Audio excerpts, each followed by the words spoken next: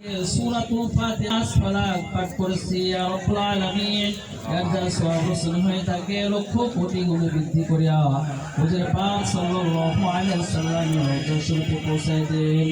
ইয়া রাব্বুল আলামিন পিতা আদম আলাইহিস সালাম হইতে আজ পর্যন্ত যত মুমিন ও মুমিনাত অন্ধকার কবরে চলে গেছে আর সন্তানরা তাদের ন্যায্য অধিকার আদায় করতে গিয়ে আল্লাহ শহীদ বরণ করছে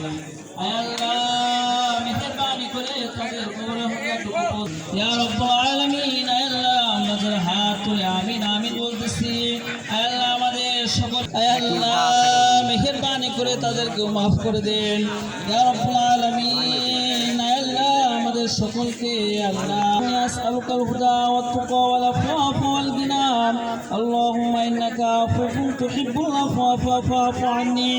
হাসবুনাল্লাহু নি'মাল ওয়াকিল নি'মাল মাওলা ওয়া নি'মান নাসির আল্লাহুম্মা ইন্নী আসআলুকাল হুদা ওয়াত তাকওয়া ওয়াল আফওয়া ওয়াল গিনা